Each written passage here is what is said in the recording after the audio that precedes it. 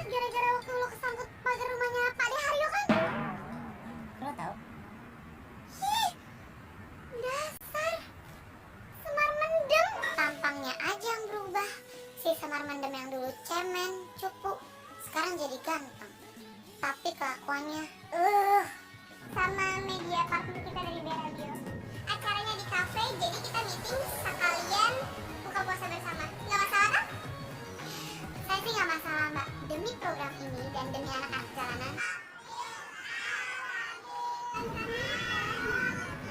Program CSR anak jalanan edisi Ramadan.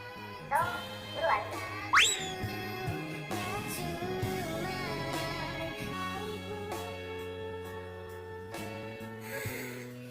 Kenapa gue keinget sama si Semar Mendem itu ya? Kalau gue jadi lagi